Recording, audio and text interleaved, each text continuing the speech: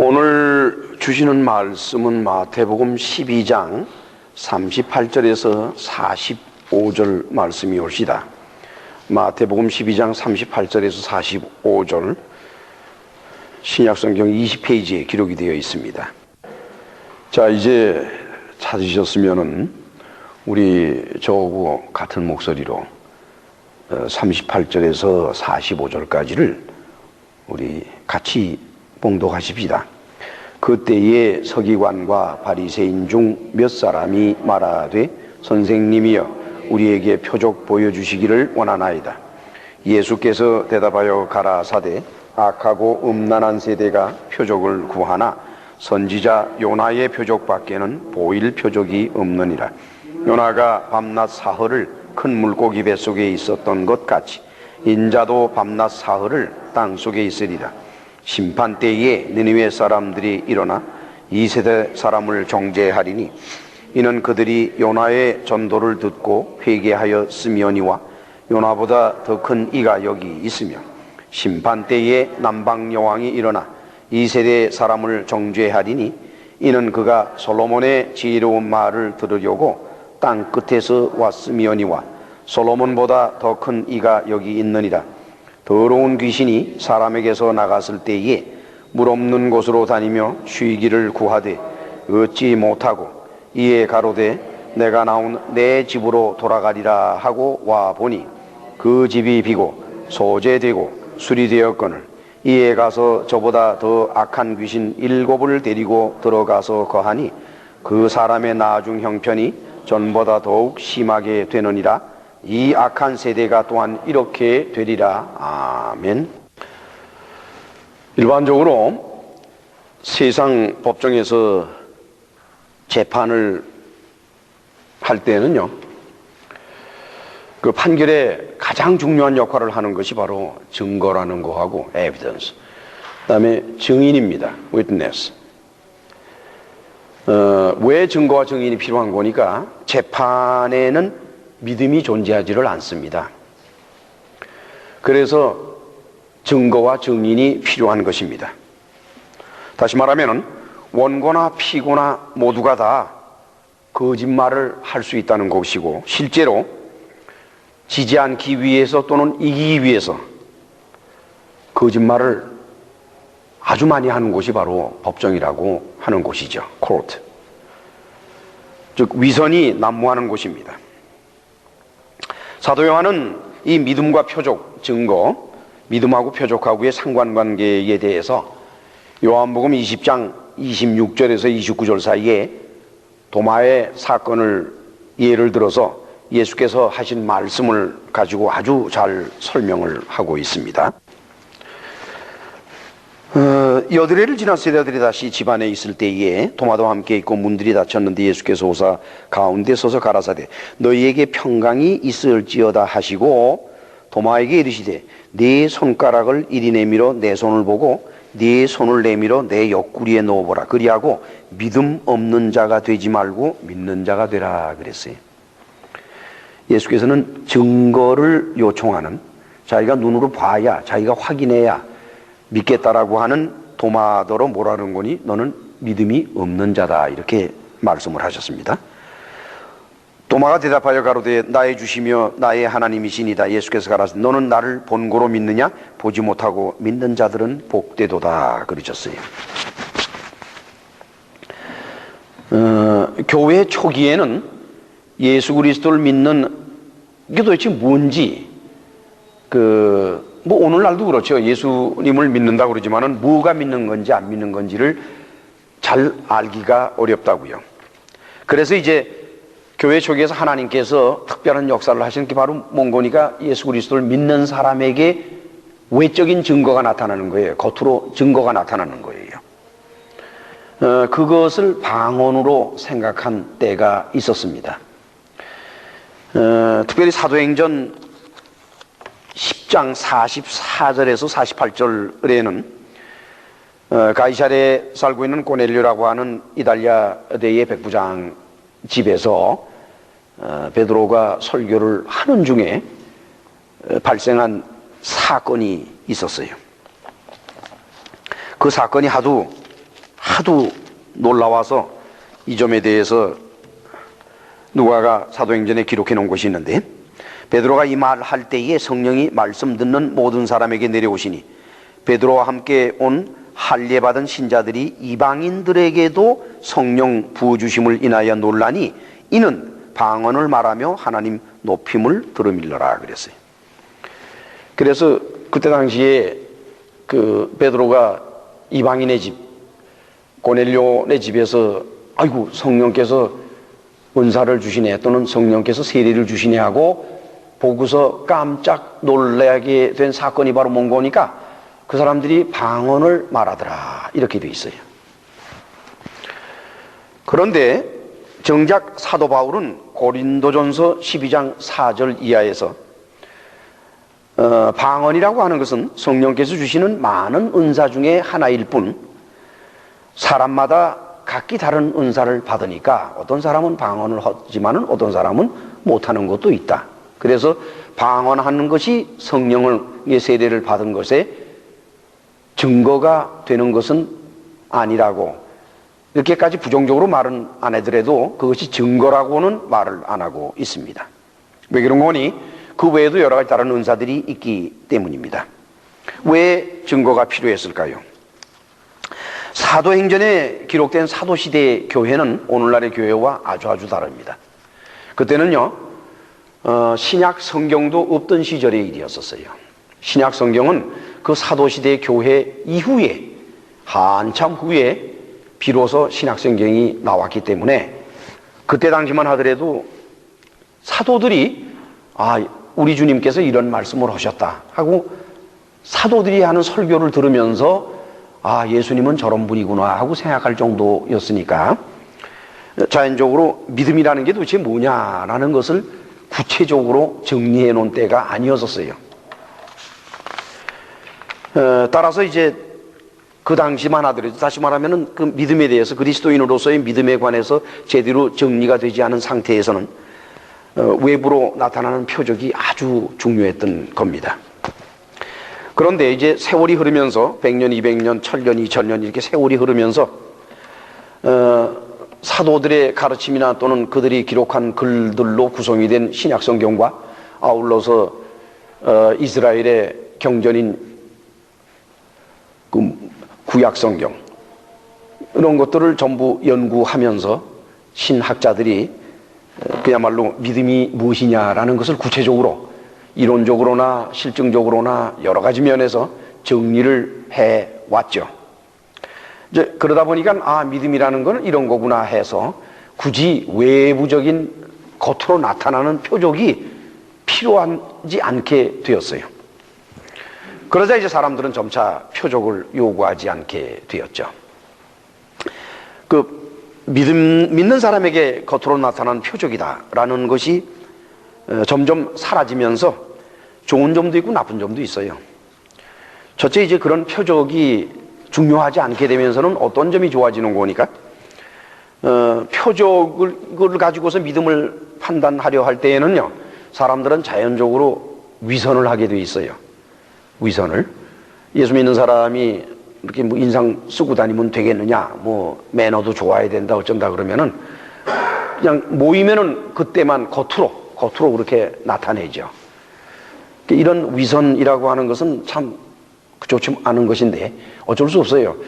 겉으로 나타나는 것 가지고 그 사람의 믿음의 상태를 판단하려는 시절에는 자연적으로 위선이 생길 수밖에 없는데 이제 표적을 구하지 않는다 그러면 위선까지 갈 필요는 없습니다. 그 다음에는 이제 그 표적이라는 것은 늘 어떤 기적사항 같은 거를 수반하기 때문에 무속적일 수가 무척 많아요. 예를 들어서 방언이라 그러면은 방언에도 종류가 무척 많은데 방언을 꼭 해야 되겠다라고 하는 강박관념이나 또는 방언을 해야 성령 세례를 받았다고 하는 그런 생각에 꽉 차 있으면은 실제로 자기가 방언을 하는 것이 아님에도 불구하고 방언을 하는 것처럼 착각할 때가 있고 또 그렇게 하는 수도 있습니다. 이게 무속적인 것이에요. 근데 나쁜 점은 뭐냐? 이론적이 되면은 속을 알 수가 없어요. 말로 좀 보니까 그러니 내면적으로 과연 저 사람이 믿음을 가졌는지 어쨌는지 알기가 참으로 어렵지요. 어쨌든 하여간 예수께서는 도마에게 표적과 증거를 보는 것은 믿음 없는 사람이라고 말씀을 하셨어요. 다시 말하면 예수께서는 표적을 좋아하고 표적을 바라고 이런 거는 믿음과는 거리가 먼, 즉 믿음과는 정반대가 되는 것으로 예수님은 말씀을 하셨기 때문에 우리는 이 문제에 관해서는 깊이 생각할 필요가 있습니다. 특별히 유대인들이 예수님한테 표적을 요구할 때는 예수께서는 그들에게 뭐라 그러는 거니? 악한 세대라 그래요. 악한 사람들, 아주 악해서 그렇다 그래요. 도대체 표적이라는 게 무엇이길래 예수께서는 그걸 부정적으로 말씀을 하셨을까? 우리 오늘의 본문에서 그 내용을 좀 살펴볼 필요가 있겠습니다. 오늘 본문 마태복음 12장 38절 이하에서 첫째 우선 38절을 바라보면은 그때 서기관과 바리새인 중 몇 사람이 말하되 선생님이여 우리에게 표적 보여주시기를 원합니다. 그래서 표적. 세메이온 하는 것은 이건 사인이에요. 그리고 프루프, 어떤 증거를 말하는 겁니다. 마태는 마태복음 16장 1절에서 다시 이 표적에 관한 그 기록을 또 합니다. 거기서는 유대인들이 예수님한테 뭐라 그러는 거니? 선생님이여 하늘로부터 오는 표적을 보여주시오. 이렇게 돼 있어요.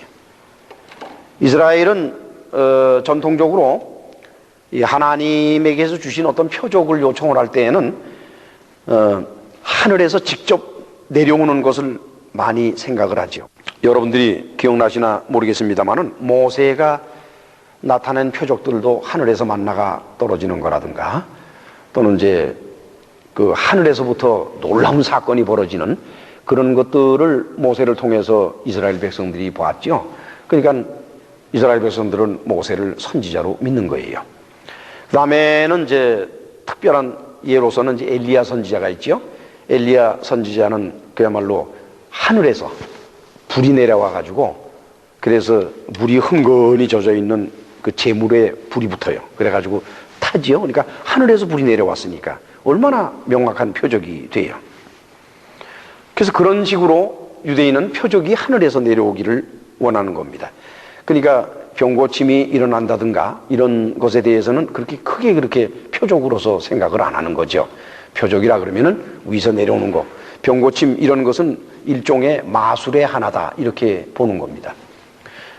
웬고니 고대 사회에서는요 많은 무당이나 이런 사람들이 그 병 고치는 역할을 많이 해요. 실제로 고치는지 안 고치는지는 몰라도 어쨌든 하여간 병이 들거나 그러면 고대 사회에서 의사도 없고 병원이 없던 시절에는 그러면은 무당에게 데리고 가요. 그래서 영어로 무당을 뭐라 그래요?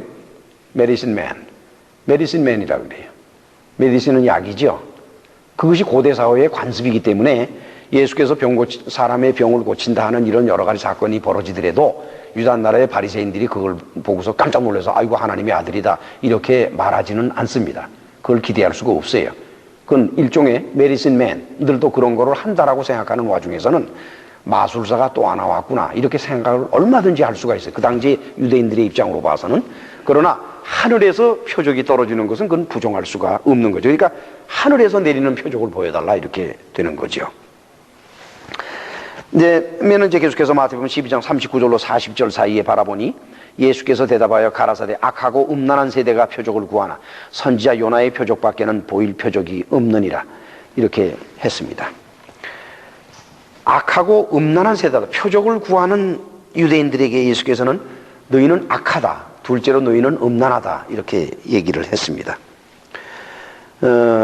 왜 악하다 그랬을까요? 이 사람들이 예수님한테 선생님이요 하면서 정중하게 입으로는 말을 하고 있지만 마음에는 이 예수를 어떻게 하면 죽이느냐 이렇게 마음에 칼을 품고 가슴에 칼을 품고 겉으로는 미소를 띄우는 그 악한 마음. 그래서 너희는 악하다 이렇게 말씀을 하셨고 두 번째는 음란하다 그랬어요. 왜 음란하다 그러셨을까요? 음란하다라고 하는 것은 믿음이 없는 상태를 음란하다라고 표현을 합니다. 그러니까 이제 그 하나님을 믿고 의지하는 사람이 하나님만 의지하는 것이 아니라 또 다른 우상을 또 바라본다. 그러면 그냥 음란한 거예요. 또 남녀관계도 그건 마찬가지겠죠. 한 사람만을 의지하며 믿으면서 살지를 못할 때 음란하다. 이렇게 말들을 하지요. 그러고서는 이제 요나의 예를 듭니다. 요나의 표적밖에 보일 것이 없다. 요나가 밤낮 사흘을 큰 물고기 뱃속에 있었던 것 같이 인자도 밤낮 사흘을 땅속에 있을 것이다 그랬어요. 요나는 구약시대의 사람이지요. 하나님께서 요나에게 니느웨에 가서, 니느웨라 그러면 그 아수르 제국의 수도입니다. 거기 가서 회개하라고 그래라. 그랬더니 그거 하기 싫어서 하나님, 그 니느웨 놈들, 나쁜 놈들 그냥 불로 확 살라 죽이든지 다 그래서 없애버리지 왜 그 놈들을 살리려고 절 들어가서 회개를 외치게 합니까? 난 그 짓은 못 하겠습니다. 그리고 도망을 갔어요. 하나님께서 타고 가는 배에다가 광풍을 불러일으켰죠. 그래서 온통 해가지고 배가 이제 막 그냥 넘어가게 생겼잖아요. 그러자 이제 서로들 막 와글와글하는 중에 요나가 사실은 내가 이러이러한 일에서 하나님의 눈을 피해 도망가는 바람에 하나님께서 노하신 거니까 나만 죽으면 해결하는 걱정 말라고 풍덩 바닷속으로 들어갔어요. 그랬더니 바다에서 하나님께서 예비하신 큰 물고기가 얼마나 물고기가 컸는지 그만에 요나를 덥석 물어서 꿀떡 생겨서 뱃속으로 쏙 들어갔어요. 물고기 뱃속에서 사흘 밤낮을 있었다. 이런 얘기입니다. 마태가 왜 여기다가 예수께서 하신 이 말씀을 기록해 놨을까요? 우리는 잠시 마태복음 27장 62절로 66절을 찾아가십시다. 마태복음 27장 62절에서 66절까지 거기 보면은 말이죠. 그 이튿날은 예비일 다음 날이라 대제사장들과 바리새인들이 함께 빌라도에게 모여 가로되 주여 저 유혹하던 자가 살았을 때에 말하되 내가 사흘 후에 다시 살아나리라 한 것을 우리가 기억하노니 그러므로 분부하여 그 무덤을 사흘까지 굳게 지키게 하소서. 그의 제자들이 와서 시체를 도둑질하여 가고 백성에게 말하되 그가 죽은 자 가운데서 살아났다 하면 후에 유혹이 전보다 더 될까 하나이다. 뭔 사건이 벌어졌는지 예수께서 십자가에 못 박혀 죽으시고 그리고 아리마대 부자 요셉이 그 예수님의 죽은 시체를 자기의 그 예비하고 있던 그 무덤에다가 안치를 했습니다. 이제 그러고 났는데 이제 제사장 대제사장들과 이 유대의 지도자들이 빌라도 총독을 찾아갔어요. 뭐라고 그러는 거니? 평시에 이 예수라는 사람이 자기가 죽은 지 사흘 후에 다시 살아난다고 얘기를 했었다. 만약에 지금 당신이 십자가에 못 박아 죽인 예수가 그 제자들이 추종자들이 와서 그 무덤에서 그 시체를 훔쳐간 다음에 다시 살아났다라고 소문을 퍼뜨리면은 이건 뭐 전보다 더 아주 엄청난 사건이 벌어지겠는데 이 시체를 단단히 좀 지켜야겠습니다. 이렇게 됐어요. 지키라고. 그래서 빌라도가 지키도록 허락을 했지요. 그러자 이제 28장의 12절 11절 이하를 보면 여자들이 갈새 파수꾼 중 몇이 성에 들어가 모든 된 일을 대제사장들에게 고하니 그들이 장로들과 함께 모여 의논하고 군병들에게 돈을 많이 주며 가로되 너희는 말하기를 그의 제자들이 밤에 와서 우리가 잘 때에 그를 도적질하여 갔다 하라. 만일 이 말이 총독에게 들리면 우리가 권하여 너희로 근심되지 않게 하리라 하니 군병들이 돈을 받고 가르친 대로 하였으니 이 말이 오늘날까지 유대인 가운데 두루 퍼졌다. 여기 오늘날이라고 말하는 것은 마태가 이 복음서를 기록하던 그날입니다. 기록하던 그 시대, 그 시절, 그때까지도 유대인들 사회에서는 예수께서 죽으신 다음에 사흘 후에 사흘째 되는 날 부활하신 것이 아니라 제자들이 그 시체를 훔쳐갔다. 그러고서는 부활했다고 거짓말을 하고 있다 하는 소문이 유다 나라에 파다하게 퍼져 있었다고 하는 것입니다. 그래서 마태가 여기에서 이 예수님의 말씀, 즉 요나가 물고기 뱃속에서 사흘 밤낮을 있었던 것처럼 나는 땅속에 사흘간 밤낮을 땅속에 있을 것이다 라고 하신 말씀을 이렇게 명백하게 요나와 비교해서 기록하신 것은 그렇게 말씀하신, 그렇게 예수께서 말씀하신 것을 마태가 여기다가 기록해 놓은 것은 그 시절까지도, 그때까지도, 뭐 지금도 마찬가지예요. 지금도 예수님을 안 믿는 사람들 사회에서는 사람이 죽었다가 다시 살아나 부활했다는 걸 어찌 믿겠어요. 그러니까 이제 그건 뭐 여러 가지 얘기들을 하지요. 뭐 그때 죽은 거는 예수가 아니라 예수를 닮은 어떤 사람이 대신 죽었다라든가, 아니면 뭐 예수의 영은 이렇게 같이 있다가, 예수라는 사람한테 그 하나님의 아들의 영이 같이 있다가 십자가에 못 박혀 죽을 때는 영은 떠났기 때문에 그건 뭐 한 인간 예수가 죽은 것 뿐이다 라던가, 뭐 여러 가지 얘기들을 많이 합니다. 그 누가 그걸 제대로 믿겠어요. 그리고 제자들이 훔쳐갔다, 시체를, 똑같은 얘기들이죠. 그래서 이제 그런 소문이 사실이 아니다, 그것이 잘못된 소문이라는 것을 마태는 간접적으로 이제 오늘 본문 말씀을 통해서 증거를 하는 겁니다. 그건 뭐냐? 유대인들은 지금 예수님한테 증거를 요구해요. 당신이 하나님의 아들이면은 하늘로부터 오는 표적을 보여야 할 것 아니요? 그러면서 바로 그 유대인들이, 예수님한테 증거를 요구했던 그 유대인들이 예수님의 시체를 제자들이 훔쳐갔다는 것에 대해서 아무런 증거도 없으면서 제자들이 훔쳐갔다라는 모함을 하는 거, 그걸 어떻게 생각하느냐 이거예요. 그런 관점에서 오늘의 본문이 기록이 될 것이라고 보는 거죠. 그러면서 이제 예수께서는 계속해서 니누에 관한 말씀을 하셨고 이렇게 하셨습니다. 마태복음 12장 41절에서 42절을 바라보게 되면은, 심판때에 니누에 사람들이 일어나 이 세대 사람을 정죄하리니 이는 그들이 요나의 전도를 듣고 회개하였으며니와 요나보다 더 큰 이가 여기 있으며, 심판때에 남방 여왕이 일어나 이 세대 사람을 정죄하리니 이는 그가 솔로몬의 지혜로운 말을 들으려고 땅 끝에서 왔으며니와 솔로몬보다 더 큰 이가 여기 있느니라 이랬어요.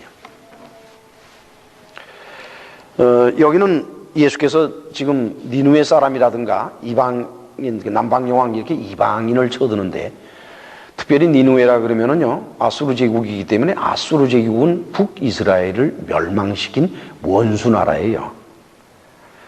그 예를 들더라도 좀 감정이 좀 덜 상하는 거를 들으면은 그건 그런대로 좀 넘어가지만은, 이렇게 그 유대인을 나무라는데 원수 나라 사람들, 니누에 사람들을 이렇게 쳐들어서 예를 들어서 한다 그러면은 듣는 사람들이 얼마나 마음이 불편하겠습니다. 그러니까 예수께서 그걸 뻔히 아시면서도 그와 같이 하는 것은 여러 가지 이유가 있다는 거지요. 이것은 이스라엘로 하여금 부끄럽게 하려고 하는 것입니다. 사도 바울도 로마서 11장 11절에서 이스라엘의 넘어짐으로 구원이 이방인에게 갔는데 그것은 이스라엘로 하여금 시기가 나게 하려고 그렇게 하나님이 하셨다, 이렇게 말하고 있습니다. 자, 이제 우리는 아주 이해하기가 쉽지 않은 말씀으로 들어갑니다. 우리 다 같이 12장 43절에서 45절 이걸 같이 읽으실까요?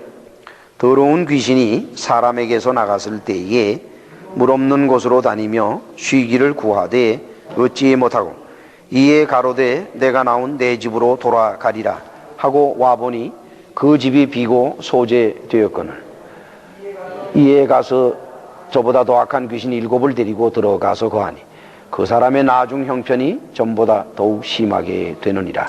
이 악한 세대가 또한 이렇게 되리라 그랬어요.